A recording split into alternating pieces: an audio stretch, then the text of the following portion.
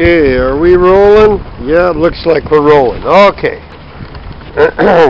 Now, as promised, how do I begin? This is what I would like to call the age of confusion. I mean, we are living in such a culture so riddled with disinformation and misinformation, and always stirred in with a measure of actual information just to keep it believable enough that people keep swallowing the lies along with it. Sugar-coated BS. Yeah. And I don't mean brown sugar. BS. And that's the age we're living in. Not that, that stuff wasn't prevalent a century ago. But I gotta say that it's increased exponentially in this age of disinformation. They call it the information age, but it's really the disinformation age.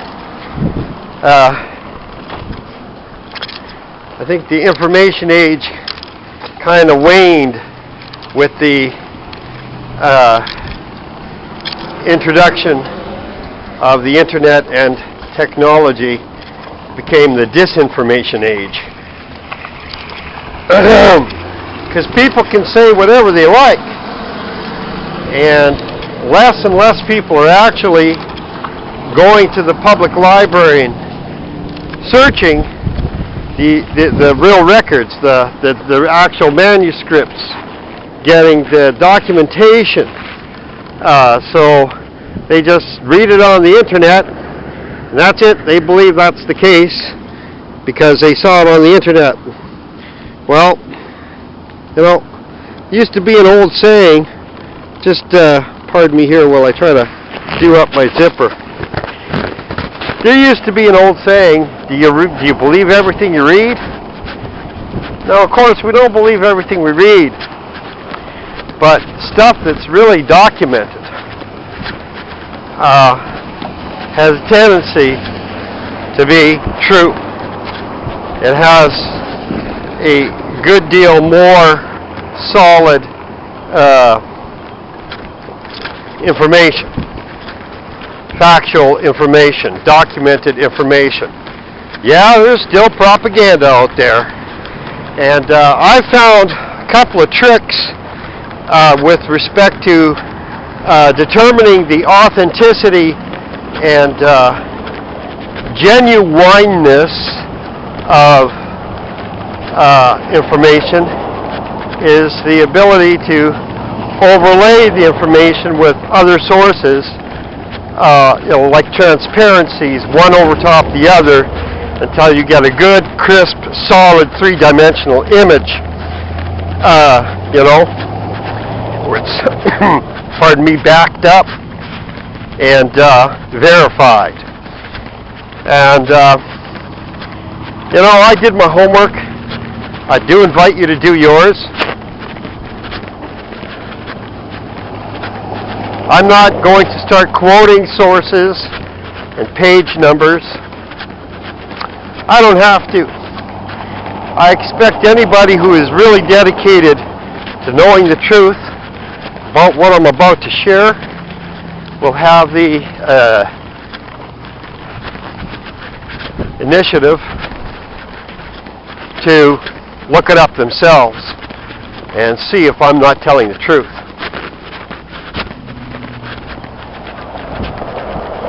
It's always better when people look it up for themselves, It's always better that they do the research themselves instead of taking someone else's word for it. I don't want anybody to take my word for what I'm about to say. I want people to look it up, themselves.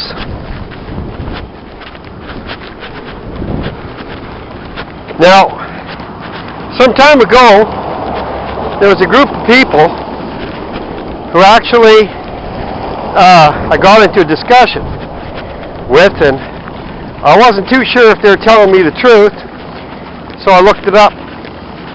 See? I researched it.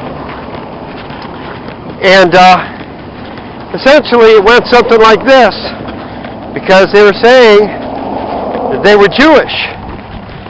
So I said, well, what do you call your people in your own tongue anyway? And they said, Yehudi. Yehudi. That's Jehudi. Yehudi. Okay, it means from the house of Judah. Okay? Now, history lesson. When the Judean peoples, and I'm using modern English references here, that's why I say Judean and not Yehudi. Okay, I'm speaking English, so I'm going to use English. When the Judean people were conquered by Rome, and that's Babylon, by the way. That's right, it's called Babylon, and I challenge you to prove me wrong. Rome conquered Babylon and the surrounding area, alright? Rome did it. They referred to all the peoples of Israel, that includes the house of what we say in English, Judah, okay? They called them all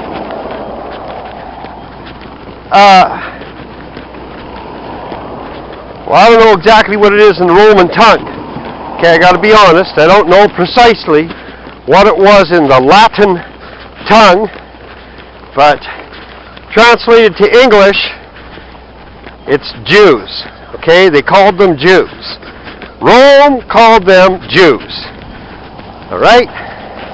Roman reference, Jew. Roman reference. Not Hebrew reference. Okay?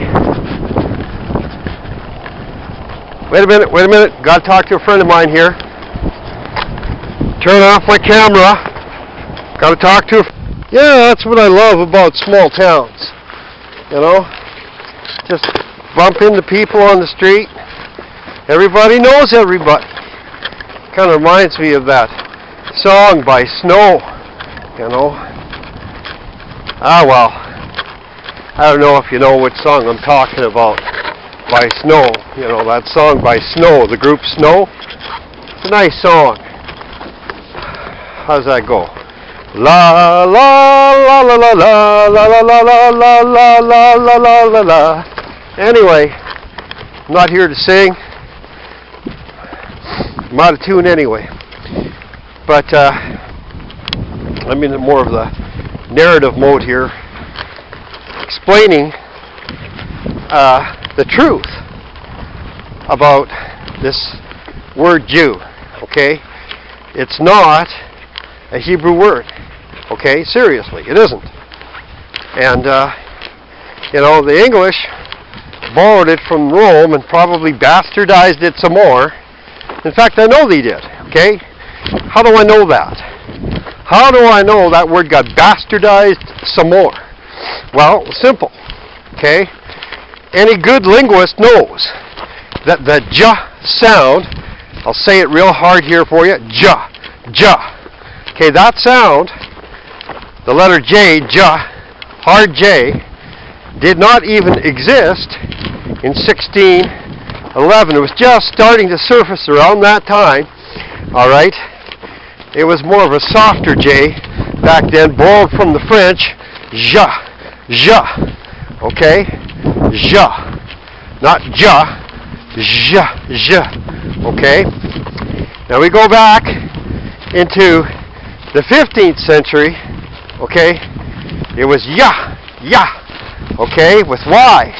And there was no J in the English alphabet. I'm going to repeat this because I don't think people really get this. There was no J, hard J sound in the English alphabet in the 15th century. Okay? So, from whence did this word J-E-W, from whence did it originate? Well, this is why they, as a people, call themselves Yehudi. See, because it was a Y sound originally being used. Yah. And I'll tell you something else. The hard J sound was never, ever used in the Hebrew language. Not ever. No, not once. Okay? They did not use that sound. J. Okay? Now, let's look to the Greek. What do we have with the Greek? Same deal. No J sound. I think it's rather interesting that the J sound actually shows up later in the 16th century, just starts to surface in the 15th century as ja. See, the French, the Latin, which is predominantly has its origins in Rome, okay, has the j sound. Now,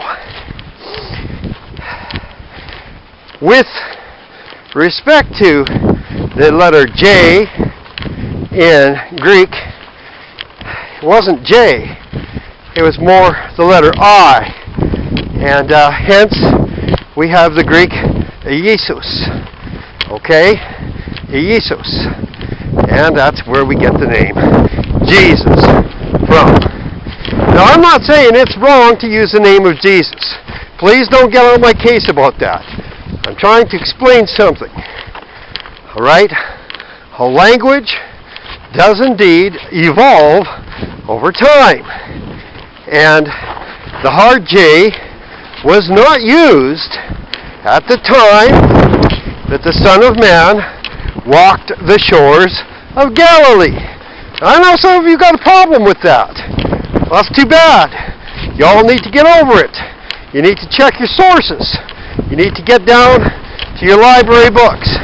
Now, I know they say that some biblical publications, Tyndale or Wycliffe, actually used the letter J. Well, they used that symbol, but it was not pronounced ja. It was pronounced ya. And so, we still have cultures such as Spanish or German who refer to Christ as Jesus, okay, with a Y sound, okay, which is a derivation of Jesus, which is the Greek sound. Do you follow what I'm saying? I hope so. So, you see, what happened was, when Rome conquered Babylon and basically inherited what was left of the Israelites, okay, they called them all Jews, okay? But they weren't all Jews, okay? The Jew is strictly, pay attention, this is important. The Jew was strictly from the house of Judah, all right? Now, I'm going to tell you something, the purest and truest definition. If you are not from the house of Judah, then you are not a Jew. Okay? That's the purest true word. If your family does not come from the house of Judah, then you are not a Jew. That eliminates over 90% of people thumping themselves on the chest, calling themselves Jews. There you go. If you can swallow that, God bless you. You're going to be one step closer to the truth. Keep on researching. Keep learning. You're going to find out a few more surprises as time goes on. God bless you. You know what I just shared with you? People have died for less. I'm serious. People have died for sharing less. What I've just shared with you, my life is probably in danger now because I went on Facebook and I told people the truth about the so-called Jew. God bless you.